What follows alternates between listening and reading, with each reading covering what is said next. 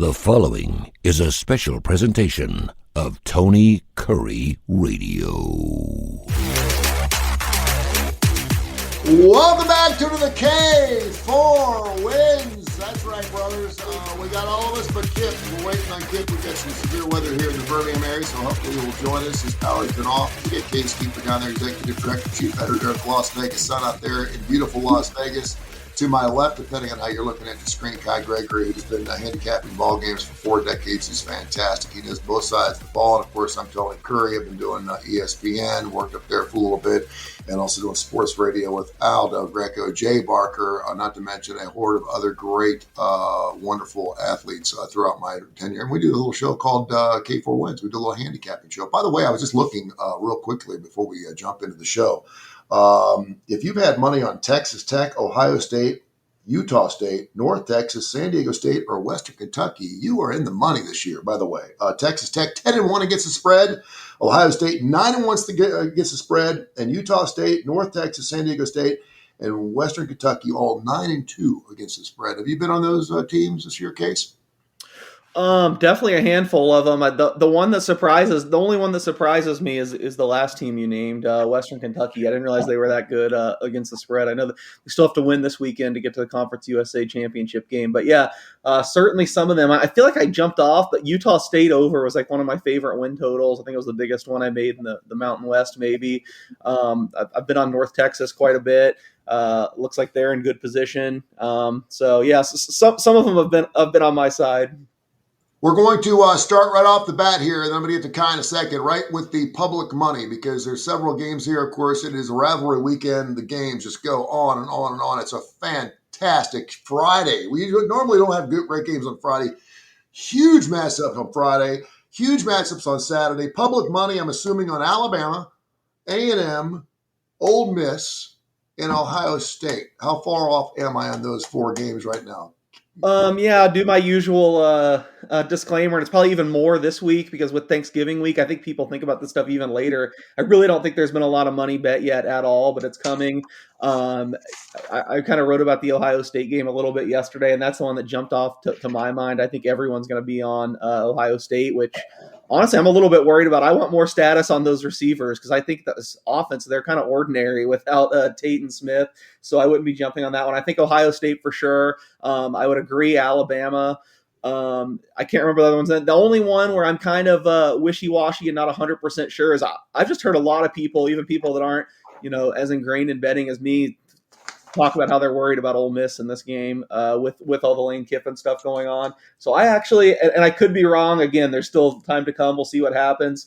I would not be surprised if that game has more split opinions and isn't just an avalanche of money one way or the other. Without all that going on, yeah, I do think Ole Miss would be the public side, but I'm not so sure this week. Not knowing what the hell you're doing, I just walking into a place, you would go, why is an 11-0 A&M team only giving up 2.5 to a Texas squad that's 8-3? Can you explain that to me? I know, listen, we've gone around. Texas sucks. We know it. We get it. But something tells me Texas is going to show up for this game, but I've been saying that all year long, and they haven't been. So what's your feelings on that? Yeah, well, this is one thing that makes people's minds explode, I feel like, every year. But the people who are shaping the market, I think, and the bookmakers, even this late into the season, there's still a little bit of an adjustment for your priors for what you thought coming into the season, which, at this point is just basically roster quality. And I think if you poll every coach in the nation, you don't really take the results into effect, just who has the better team, who has the better players. I still think Texas is probably at a talent advantage despite everything that's happened this year. Then on top of that, I think recency, if you just look, I know Texas A&M hasn't lost, but they've been kind of sketchy going back a month now. I know the Arkansas one is probably easier than it looked what they beat Arkansas by 3. Had to have that miraculous second half comeback against South Carolina. Texas had the bad fourth quarter against Georgia, but otherwise it's kind of been trending up. I really think if you look just over a little bit recency, that these teams are really close. Like from a per play basis, I don't think Texas A&M's been playing appreciably better than than their rival Longhorns. Now you take the whole season as a whole, that's where you get Texas, but still coming into the season, this number was Texas minus 10.5. So we've seen a 2-touchdown flip. That's still pretty, that's still pretty big. And I don't have any problem with this line, but I agree with you. I do think most people will probably be drawn towards the Aggies. Okay, we want to see them squirm, man. We want to see the CFP squirm. And if Texas wins this game against A&M, you know where I'm going here. They have, according to ESPN, the FBI, a 17% chance at actually making the playoffs with 3 losses. I don't see it, but that's why it's only 17%. And if A&M loses this game, they've only got the 1 loss. They didn't play Georgia. They didn't play Alabama. They didn't play Vanderbilt. They haven't played anybody in the SEC, and then they lose to a Texas squad that was preseason number 1. Where does that put them? I don't know. What kind of world are we living in that you just mentioned Vanderbilt apparently as one of the top SEC teams. Yeah, I know, right? Which by the way, Kip's in his place. He is on Tennessee this week, which scares me because he was on Florida last week. And, so. Anyway, man, I don't think that that's going to cause a controversy. Texas A&M will still be in. Texas will still be out. They have 3 losses. They're not getting in, period. They're not. It's not happening. They can win by 30 this weekend. They are still not in the college football playoffs, and they shouldn't be. A 3-team team with 3 losses should not get in the college football playoffs unless they happen to win their conference championship and they have to get in, with that crap. Otherwise, come on. I asked the question to Kip yesterday, Kai. I want to get your thoughts. Who needs to win their game more? Lane Kiffin this weekend or Ryan Day?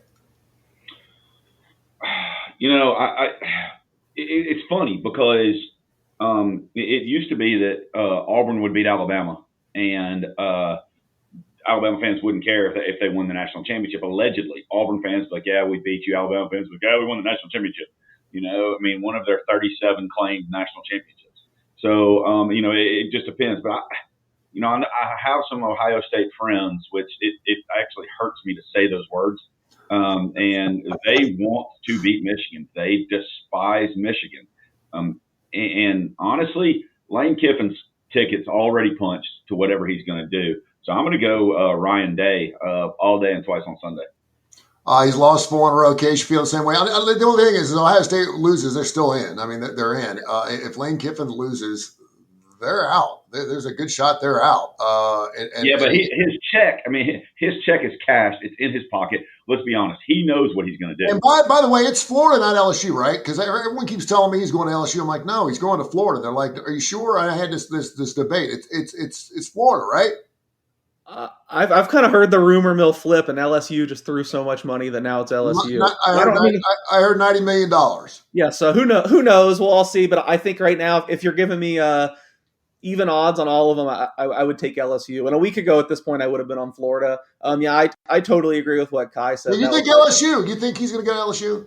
I think LSU, yeah. I could be wrong. Who knows? Only he knows what's going on in his mind. But it seems like all the little whispers now are that LSU's package is just better than everyone else's. Wow, that would be that would be amazing. But why? Again, why? I mean, he can be where he is and clearly be competitive, win games. So, I mean, if he wins 9 games the rest of his life at Ole Miss, they put a statue up. Ole Miss has already said they're going to match the $25 million NIL that LSU's doing. They're going to match the salary. So why leave? Well, and you said this last week. 9's not enough at Ole Miss. You say that, but this ain't Tommy Tuberville's Ole Miss squad. If he ends up winning a national title this year or coming close and wins 11 ball games, that's what they're going to expect. Now they know they can win a national title at Ole Miss, and we couldn't say that until he got there. So it's still Ole Miss. It is. And no. I mean, no. 9's enough for them. Yeah. Any truth, and we threw this out, and I wanted to know where the odds went. Kalen DeBoer loses to Auburn. He's going to Penn State. Is that growing any legs at all? Because I'm hearing more and more about that. I'm like, are you serious? I don't think they'd fire Kalen DeBoer, but I could see him ducking out in the middle of the night.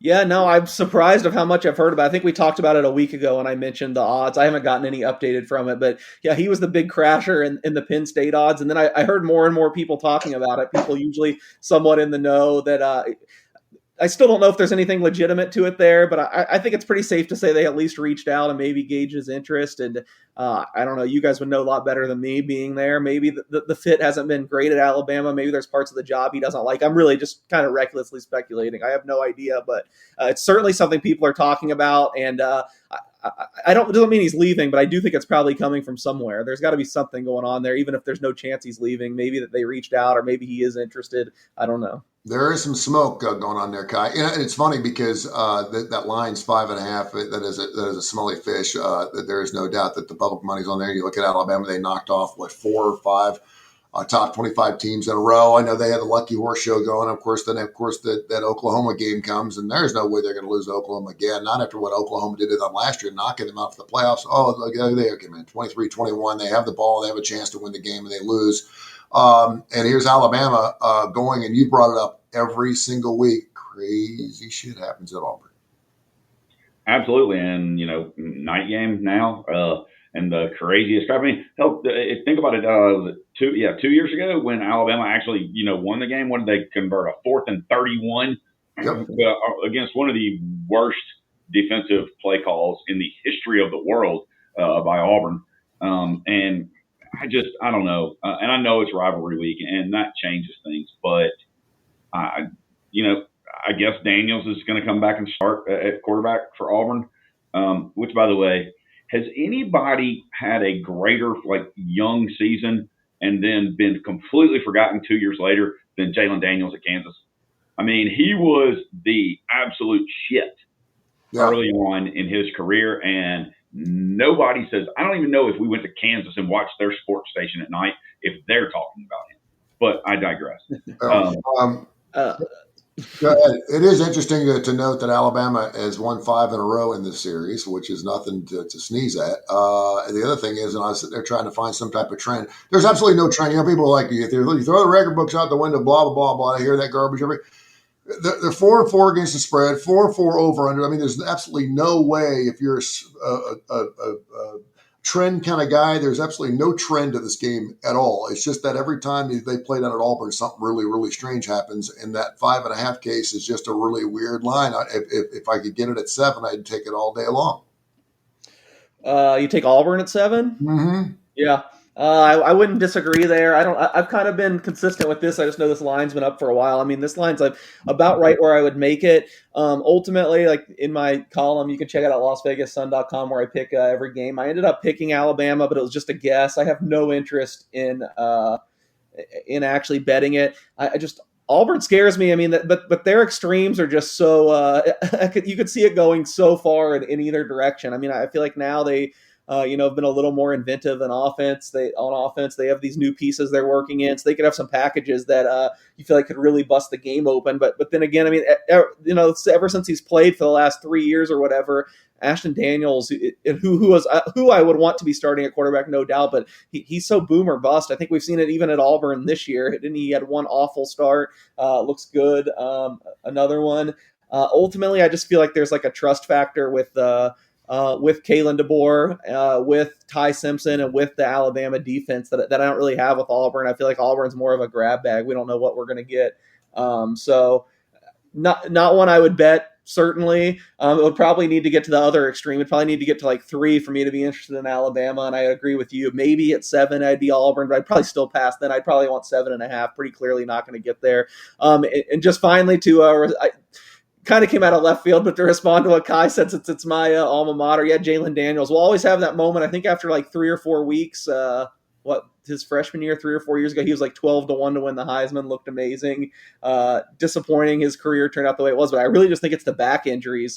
He's actually stayed on the field this year, but he hurt his back the last 2 years, and he's just not been the same since, not the same mobility. So, it's sad. It's part of the game, but some of these injuries just really, I think, torpedo promising careers. I hope Kansas ended up paying him well, because after his freshman year, supposedly USC just made a huge offer. It was the worst kept secret ever. He was headed to USC, and then kind of at the last minute, he put out a statement he was staying at Kansas. So I'm sure he got paid well. I doubt they matched the USC offer, but I'm hoping they came close, and he made some money out of that. Seems like a great kid. He's been a really great ambassador for the school, even though they're having a disappointing year this year. He kind of helped turn around their fortunes. So just the back injuries I think really cost him. Even if they gave him half, I mean, the taxes in Kansas got to be better than the That's taxes true. in California. That's true. Yeah, you paying a couple of bushel of corn. Speaking of the devil, where are our Heisman Trophy picks right now, and how are you looking in some of your futures? Who is winning the Heisman Trophy right now? I know. You've been saying Love all year long, and you're spot on, brother. I mean, he looked fantastic this past Check week. out it. Hey, well, that spin move could have been his man. Heisman moment, just like Mendoza's a couple of games ago. Watch out. And there's a quarterback for Vanderbilt that has got something to say this weekend too, because if he throws up another 400-yard game against Tennessee, he may be right there in the mix too, because I think right now he's third. 400 yards against that defense. So, I mean, I'm just saying, I don't think, I really don't. And I got Love at 35 and 40 and 50 to 1, and now he's plus 425. So, I mean, those odds have just plummeted that way. But I mean, even if he goes, 8 carries, 173 yards, and 3 touchdowns last week, probably still not good enough unless Mendoza just shits the bed over the next 2 weeks, and Love is going to have to just go crazy this weekend. Yeah, so I have the odds. It's going to be different wherever you look, especially these future markets are a lot different, but I have one of probably the second sharpest book in Vegas. I have their odds up right now. They have Mendoza minus 125. Jeremiah Love, definitely the big mover, the second choice at 4-1, and then Sayin at plus 450 and Pavia at 5-1. It might be the first time in months that I might be a little bit more optimistic on Love than Kai. It just really seems like he's got a groundswell of support, and I feel like he should have another big game against Stanford. That being said, I think it's all moot. If I don't even care if he's not good in the game. If Indiana beats Ohio State in the Big Ten, I feel like it's Mendoza. It's all going to come down to that. But that being said, if they lose, I feel like the bloom's kind of off Julian Sayin with kind of how pedestrian he looked against a terrible Rutgers defense without Smith and Tate. And it makes sense to me. I think Sayin's been great. I think he's probably a little underappreciated, but it's just hard for me would be hard for me as a voter to give if I was a voter to give Sayin the vote when he's not even the best player on his offense, but not even the top 3 best player on his offense. So I feel like there's a real opening if Ohio State holds on, gets to the Big Ten championship and beats Indiana. Then I feel like there's going to be wandering eyes, and I feel like most of those eyes right now are landing on Love even more than Pavia, but Pavia's still in the discussion too. I just think he set a high bar. He's going to need another giant game this week against Tennessee. But yeah, certainly a 4-player race, and Mendoza I think deserves to be the odds-on favorite, but it's almost a disadvantage because he's going to have to do it for one more game. Whereas I feel like if Love states his case emphatically one more time here, I feel like he's the leader in the clubhouse kind of. Mendoza's going to have to hold serve in the final game. Last time a running back won the Heisman Trophy, anybody? Derrick Henry? Yeah, 2015. It's been 10 years. It's just hard for running backs. I mean, the Heisman Trophy's been won 36 times by quarterbacks and 21 times by running backs. It used to be a lot of running backs, but over the last 10 to 15 years, man, it's been, and before that was Reggie Bush. So, I mean, it's been, they don't win, running backs don't win Heisman trophies that much anymore. 05, wasn't it Reggie Bush 05s? Every 10 years. But every 10 years. And before that, it was Ron Dane back in 1999. So, you're talking every about season that ends in a 5. I looked it up and went back and looked when I saw this earlier. Every season that ends with a 5, a running back has won the Heisman. Yep, Eddie George. Tony Curry, useless stat of the day. Eddie George did it in 95. You're right. Eddie George did it in 85. Bo Jackson did it in 85. You're right. If it ends in a 5, it's a running back and do it. That's crazy though to think that 3 running backs have won a Heisman Trophy since 1999 in 26 years. I would absolutely love my $500 winner at plus 5,000 and at plus 4,000 to come in with Love. Hey, before we start getting into some of our plays this weekend, don't forget we have a big show coming up. It's going to be fantastic. We're talking about the starting lineup, which is going to be coming up on Saturday. And, of course, we're getting ready for that big Auburn-Alabama game, which will be on ABC later on that evening. Should be just a great matchup of great games on Friday and Saturday. Last year, Georgia Tech, it went 8 OTs. Georgia Tech is catching 13.5. I had them for the first time all year, and they look like crap this past weekend. The quarterback, I don't know. I was going back and forth with Kai, and I was like, what the hell did I just bet on? They're part of my I had Oregon come in. The over came in. I was like, okay, that was the one leg part of the 3-bagger I was worried about. And I thought, okay, I got Cincinnati and Georgia Tech, and both of them looked horrible. What's going on with the Georgia Tech line? Any chance that Georgia Tech could come out of nowhere and surprise Georgia like they did almost last year? I mean, it's hard for me to get last year's game totally out of my mind because, man, they, what was it, 8 overtimes with the 2-point conversions. They had every chance to win and really put a scare into Georgia. It does look like Georgia's taking some money. It opened 14.5, and immediately Georgia Tech took some money. Yesterday I saw it down as low as 12.5. Now mostly 14, 13.5 in Vegas at least. So it seems like there's opinions on both sides early in the week, which are probably somewhat informed money. We're so early. This is another one where unfortunately I don't really have anything. I have it right about where the number is, and just the difference between this year and last year, I feel like Georgia was kind of floundering by the end of the year last year. They didn't look like their best. And I mean, to me, Georgia just keeps getting better this year. So it's just too scary to go against them. But I don't know. Georgia Tech had a good plan last year, and their defense is just so horrendous, though. So I guess if push really came to shove, I'd probably pick the Georgia side, but I don't have much interest in it. If Georgia gets off quick, Georgia Tech cannot play from behind. We just saw it this past weekend. If they get down 14-0, it's over. It's over. Now, if they get up 14-0, look out. They can start running the football like they love to do and do that screwy little offense. But if they get down 14-0 to Georgia, it's going to be over. It's going to be a bloodbath. Yeah, the problem is both teams start super slow. Yeah, I know, right? That's true. Let's go to a game that you're obviously interested in. I can't believe that Vandy and Tennessee is actually a good game this year, but it is. Tennessee's given up a 3-pointer. Vandy's still playing. They still have a lot to play for. They've had a magical season up there, and Tennessee not so much. But what's your thoughts on the big game there in the state of Tennessee? I wish it was a night game. I hear you. Game, but I know from people I've talked to also that and you can see it everywhere that Pavia running his mouth before the season, talking about how after this year Vandy was going to run the state of Tennessee. That is everywhere in Tennessee's locker room, all over the stadium, everywhere. But how much does that matter if half your players are out? And it looks like Kitzelman may still be out, although Ethan Davis came in, had a very good game this past week in Florida. It's all going to come down to which one of the whiny quarterbacks that are trying to get their 97th year of eligibility in college football, how they do. Because apparently Aguilar has,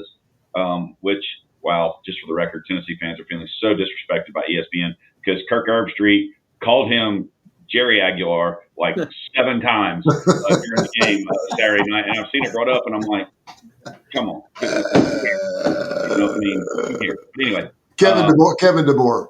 Yeah, Kevin DeBoer. And, is Legend going to still call him that? Is Legend going to call him that if he loses? Oh, he'll call him Kevin DeBoer if he loses to Auburn this weekend. Yeah, he'll lose his brain. Yeah, I've seen this weekend as a pretty high-scoring game. I really think so. If Auburn, Alabama, you talking about? No, Tennessee. Tennessee. Oh, yeah, okay. I really think so.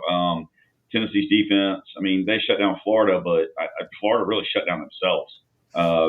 I'm not sure who DJ Lagway was throwing to on half of his passes. It looked like he was trying to throw to his coach a few times.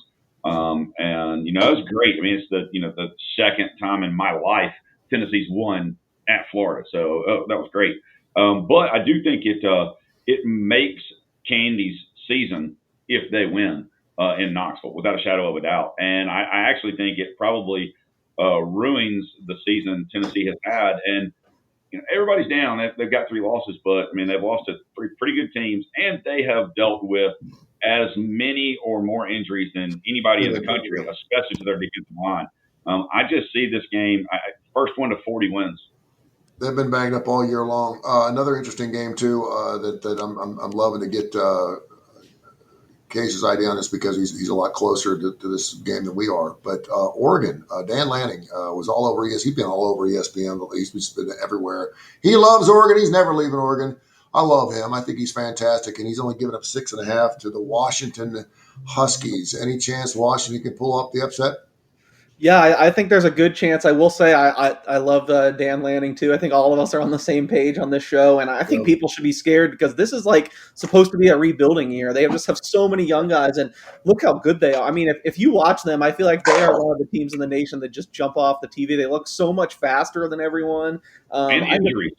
Yeah, and yeah, there was an estimate that I saw. They had somewhere between $7 and $10 million of NIL out last week against USC. They've lost their top Wow. 4 receivers, 3 starting offensive linemen, and they still never were really in a scare in that game. I mean, they keep making it not be an issue, but at some point, I do think that probably catches up to them. I think this is a lot bigger rivalry than people realize, especially with the success of the 2 programs in the last several years. So a little tough to go up there. I always thought this would be a spot where I'd be on Washington, and it still probably will be. In Vegas, we've been all 6.5. I haven't seen any 7, at least not when I've looked. So I got to at least get the 7 on Washington, but I do plan to be betting Washington plus 7. I saw Kip, that was on his plays he sent over too, although he's hated Oregon all year for some reason. I'm telling you, you don't want to play this Oregon team, especially there's been some rumblings they could be healthier going into the playoffs. So, I mean, I think it'd be good for the chaos. It'd be good for the debates if they lost this week. But, man, I think Oregon's pretty scary, and they're doing all this without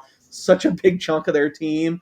But I do think at some point it catches up to them, and maybe it's here. But I wouldn't bet Washington at anything less than 7. A lot of games going into this season that this should have been like, wow, I cannot wait for South Carolina Clemson. That's going to be a great game. No. Wow, I can't believe FSU and Florida. That's going to be great. Not so much. Wow, Kentucky and Louisville. That should be not so much. We do have a bunch of different games to get into. You've got BYU giving up 17.5 to UCF, which is interesting. LSU catching 10 against Oklahoma. Well, Oklahoma, will they wake up and go, what just happened here? I think that line's interesting. Mizzou giving up 2.5 on the road at Arkansas. Arkansas getting some love there and only giving up 2.5. It's the first time in about 17 weeks. Mizzou hasn't had a 7-point line one way or the other. Let's go around the horn here and give us some of your best plays. Kai, Gregory, what you got going on Saturday? Then we'll jump into the NFL. I'm going to go Friday. And I hate to do this to Case and his alma mater, but I'm loving Utah minus 12 in this situation, just the way they're playing. And it's more of the way Kansas has been playing, in my opinion. I just think the physicality of Utah's lines will hurt Kansas in that game. So I got to watch that. I do love the fact that Thursday it's not just NFL, and I get to watch Navy in Memphis. That's going to be fun. It'd be very difficult for me not to take Navy over their 26 for their team total. I think Memphis is going to win the game, but that's a good game. And how about the fact that growing up it was a huge game, but now we're not even talking about Iowa and Nebraska. I mean, pair of 7-4 teams. I mean, they're good. Both teams are decent. I think North Texas laying the 20 at home against Temple Friday is probably something that I'm going to look at a little bit more, moving forward. And I got Indiana when it was 28. Well, it was 28.5, and I bought it down to 28. Now I'm looking at 29.5 here. I think that's a little bit too much, maybe. And I do know Kip is also on West Virginia. He likes the under in Alabama and Auburn. And he likes Tennessee. He likes the under in Auburn, Alabama. That's 48.5. Okay. 47.5 he does. And I don't know, in the I don't care bowl, I think Clemson's playing better than South Carolina right now. I really do. It's out South Carolina. And y'all know that I think Beamer is only beat in doucheness by Drinkowitz at Missouri.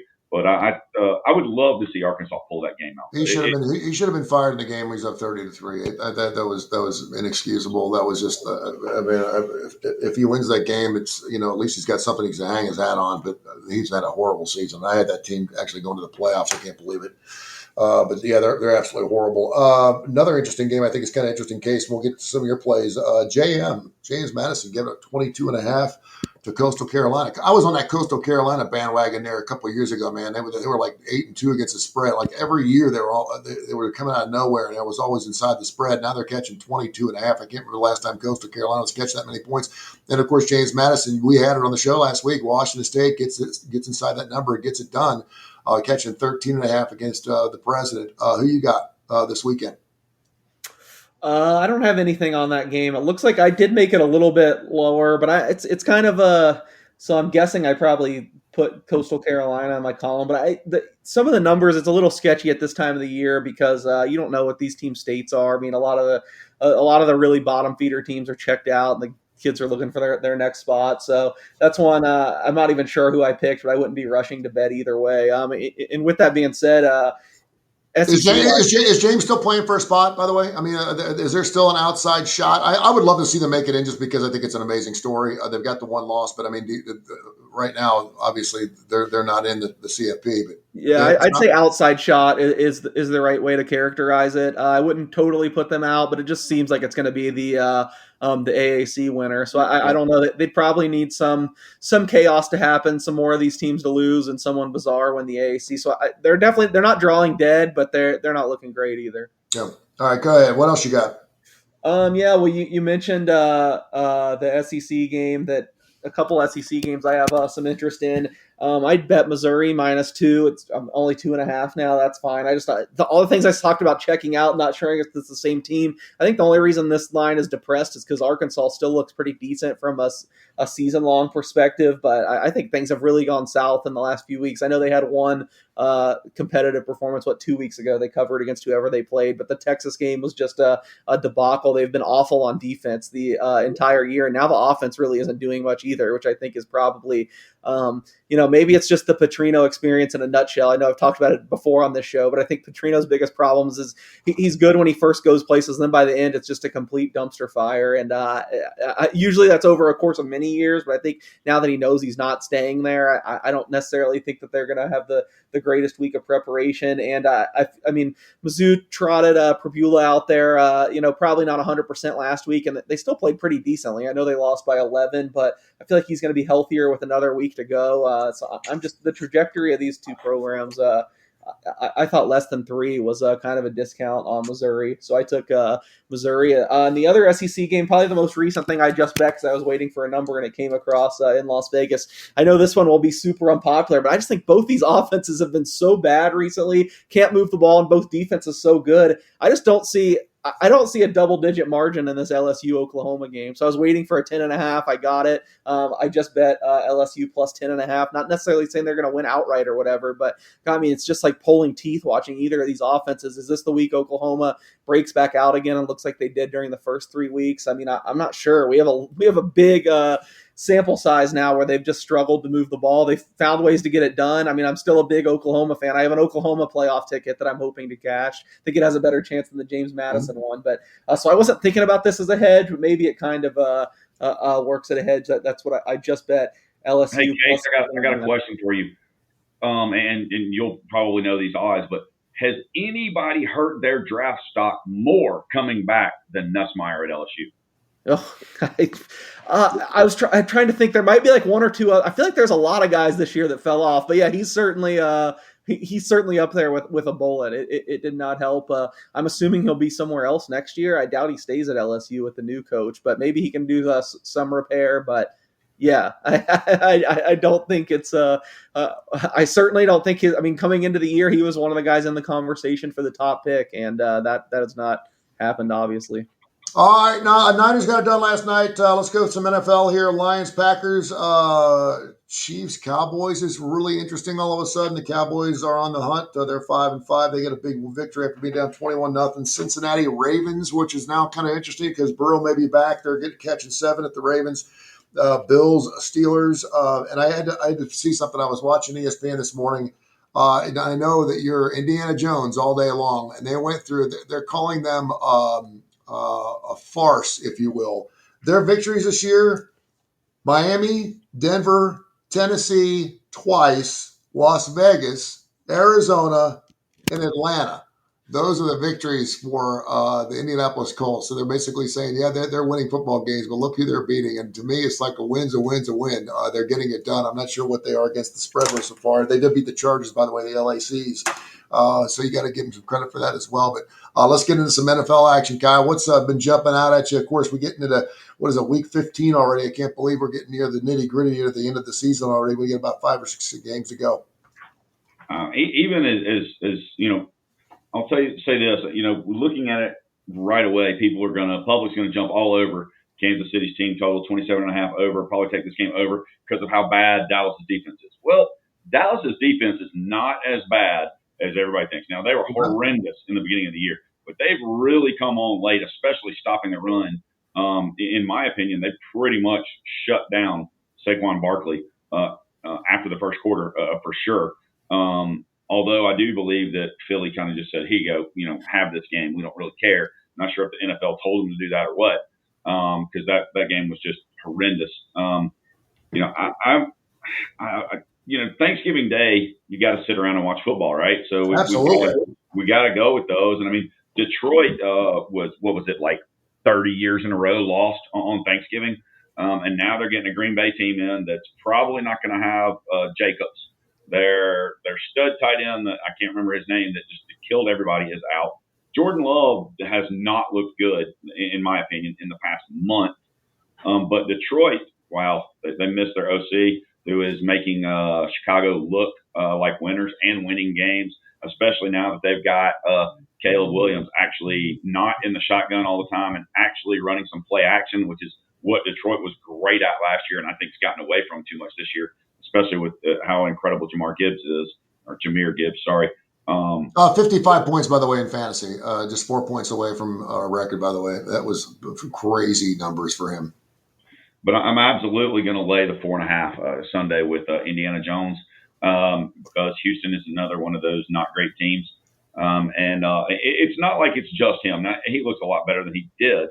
But, I mean, he's got Jonathan Taylor. They have an offensive line. Their defense is playing pretty well this year as well. And since my beloved Titans came from Houston, I hate the Texans, even though I love their coach. Another game. I got a question for you. I saw this on ESPN, and I'm wondering what y'all would think. I know who my pick is. 2 seconds left in the Super Bowl. It's your team. You can do whatever you want. It's 4th and goal from the 2. You're down 5. What running back in the history of the NFL, what running back do you give the ball to, Tony? Derrick Henry. All time, that this year, I mean, he's the first one that jumps to your mind for current. I got to think all time. There's got to be someone all time. You sound like you have a much more conviction on this. I want to hear your choice. I even though he came from Alabama, I love Derrick Henry, and yes, I mean, obviously, but to me, Mike Allstott. Okay. Y'all are like, what? I'm not sure where the hell you're going with that and where that came from, man. I loved Mike Allstott growing up and stuff, but I at least feel like I feel like Derrick Henry's prime's extended a little much, so we're a little further. I feel like Mike Allstott only had 2 really great years. Running back's name for the Redskins. Riggins. Yeah, maybe a Christian McCaffrey, a super healthy Christian McCaffrey, because the guy just does not go down. I mean, he's I just remember watching. I remember watching Riggins, and I remember Mike Allstott at Tampa Bay for like 3 years. Nobody could stop him from getting 3 or 4 yards. He just, I tell you what, for sake of the up here, you could see like the top of his helmet, and that was it because he had no neck, and he'd be running through the line like this. For sake of the Birmingham racecourse, I'm going Ickey Woods.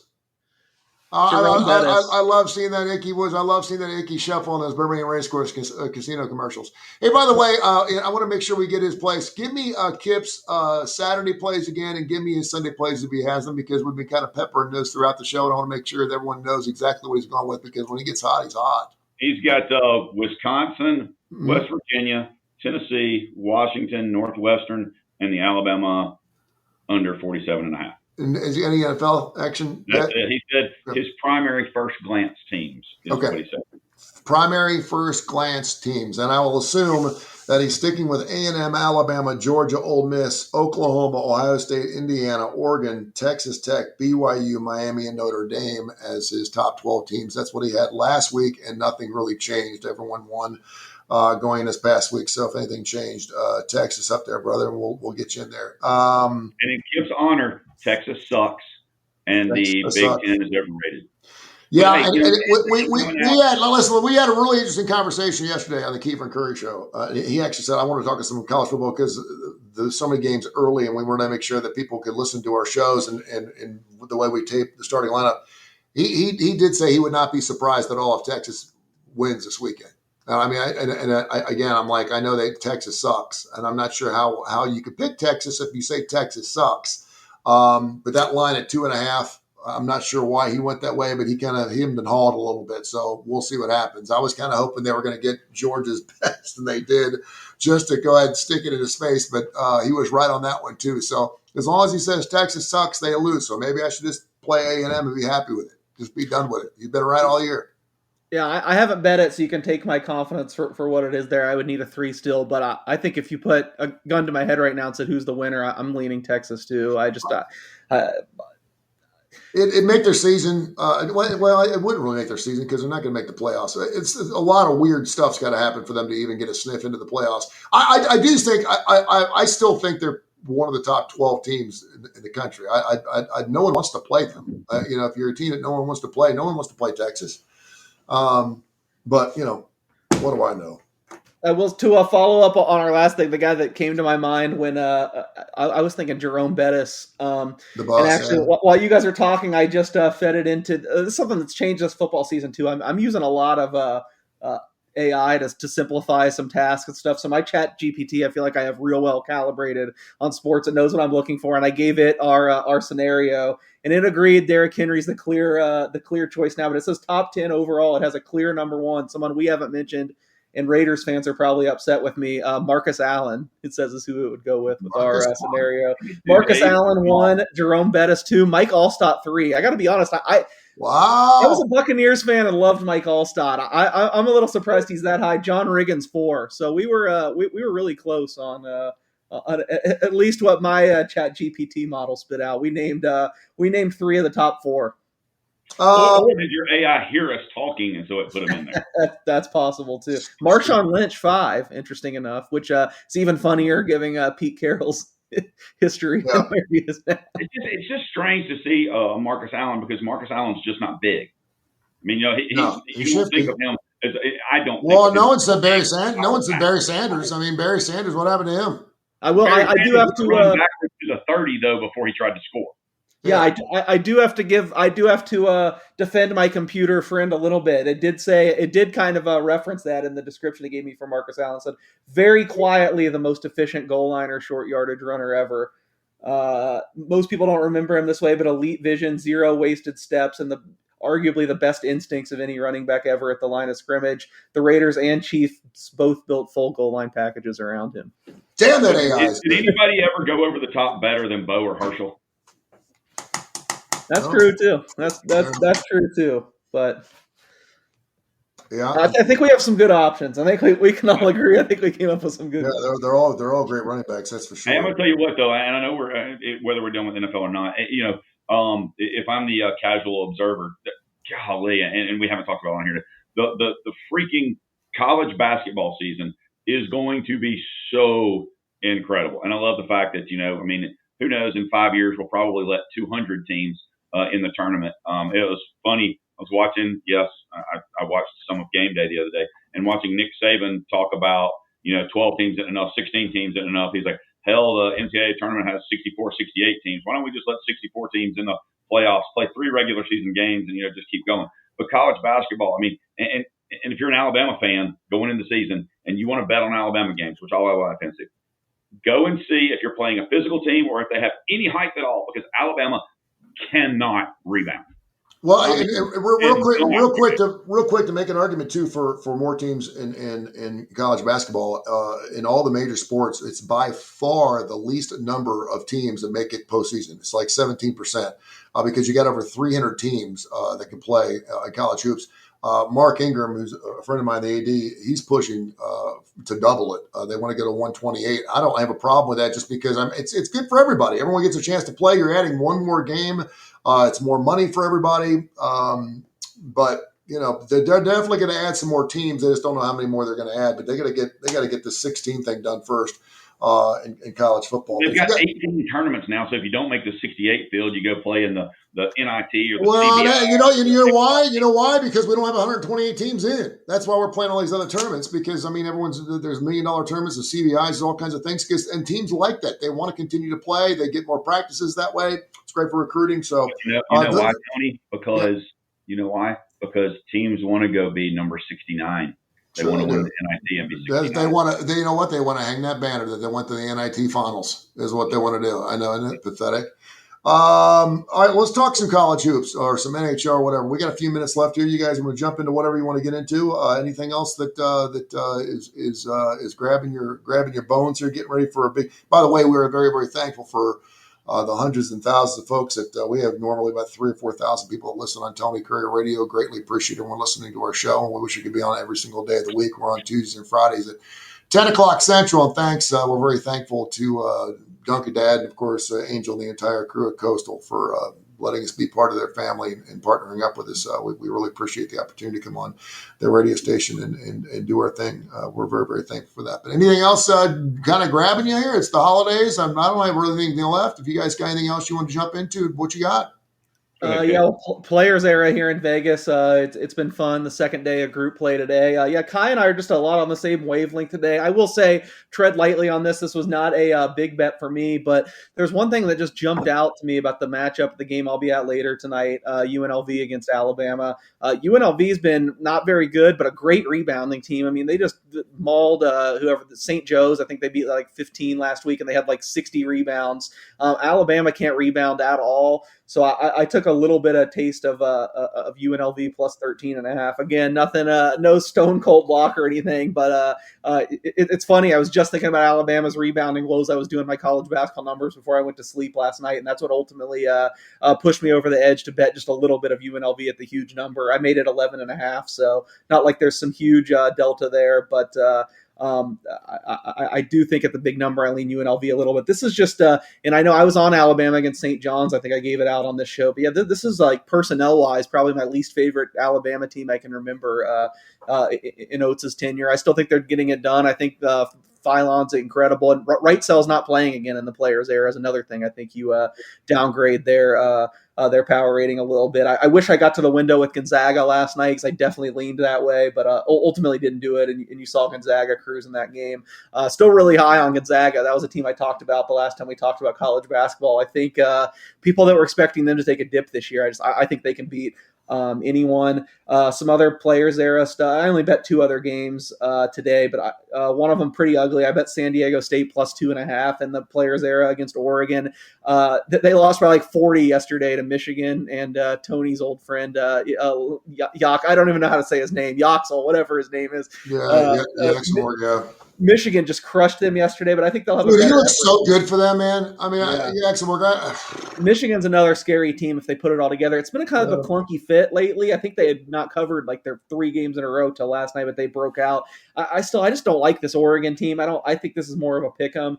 San Diego State as a dog, and then it's my biggest bet, but it's moved a lot now. I don't think last night when Books posted this, they realized Iowa State was in the great game with St. John's yesterday, and their best player Taman Lipsey got hurt at the end of the game, and they still opened a 10-point favorite over Creighton, which I thought was just insane. So my biggest bet of the day is Creighton plus 10. Of course, now it's crashed all the way to like 5.5. So I'd have to say tread lightly again. I think someone wasn't on top of it, didn't realize he got hurt at the end of that game. So I highly doubt that they're going to risk him for a non-conference game in November. I bet he's going to be out. Creighton's been really bad, but I don't know. Without Lipsey, I think this will be a close game.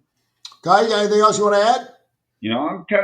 I'm really interested to see what everybody considers 2 really tough-minded defensive teams go at it today with Tennessee and Houston. Over under 136, really low because both of those teams are actually. I mean, I don't expect Jacoby Gillespie transfers to Tennessee to come out and put up 30 again like he did yesterday. Nate Ament looked like a 18-year-old in the first 5 minutes of the game, first 10 minutes of the game yesterday. Rick Barnes called him out, screamed at him for about 20 seconds, put him right back in, and he went off. I just think that game's going to go over because I think they can both score. Tennessee linked, and you got to remember Houston went into overtime, had a 15-point lead with 3 minutes left in the game, and went into overtime. And if Syracuse could make free throws worth a crap, Houston would have lost the game. I think Syracuse missed somewhere in the neighborhood of 20 free throws. At one point, they were like 5 for 20. Looking at it, I don't remember exactly what the number is because I'm not going to lie. I was sitting around the fireplace, maybe had a little cocktail or something. Hey, but watching that game, I'm just, as a fan, even if you don't want to wager, don't wager. But as a fan sitting back, there are tons of good basketball games on TNT. I'll throw them a little promo out there for it. But I love the fact that they're doing this Players Era tournament. I would be interested to see how they give their money out. Like the guys that are on the end of the bench, the walk-ons that don't get in the game, what part of that money do they get? Because it's the Players Era. What do they go? Here's $100. You know, what do they do with that million on the 15-man roster? That's true. By the way, the Blazers lines today also. By the way, there's been some question of what's going on with that. I will say I love the NBA Cup Finals, which will be here in Vegas in a few weeks. I think everyone on the team, no matter what, gets the same. I think they all get $500,000 for the winning team. So it's awesome to watch the end of the bench, like when the Lakers won it a couple years ago. I remember the guys at the end of the bench were asking LeBron, like, when do we get paid? He told us the media that it means a lot to those guys at the end of the bench. Yeah, it does. Hell yeah, it does. I mean, because half of them are only making $1 million, so they're getting exactly for that. It's a nice chunk of change. By the way, the Blazers have UTEP a little bit later on this afternoon down in Jacksonville, Florida. They're playing in a tournament, and the UAB is surprisingly enough 5-2 in the season. So Andy Kennedy's got something going on there. He's one of those guys. Southern Illinois, was that right? Southern Illinois last night, is that who they beat? Yeah, they're for 12 guys that don't know each other, they're doing okay. Defensively speaking, they need to find themselves. They're not hitting the boards really well, but they'll get better. But they always get better throughout the year. And I'm sitting there looking at I love this time of the year because you can get out of bed and just it's holidays. You don't know what day it is, and there's college basketball on like at 9 o'clock in the morning. I love that. So hey, Kip was 3-0 in hockey last night. By the way, there you go. I know he was. He was on fire. He let us know it too, didn't he? He knew it. He knew it. All right, guys. Thank you so much. Appreciate you. We'll catch up. I'm assuming Duncan Dan, we're going to be good for Friday on the Coastal Digital Network, even though it's a holiday, correct? All right. Right before Texas A&M kicks off at 11, is that right, or is it? Yeah, we're going to be. It's Ole Miss that kicks off right after. Yeah, at 11 on Friday. So that'll be good.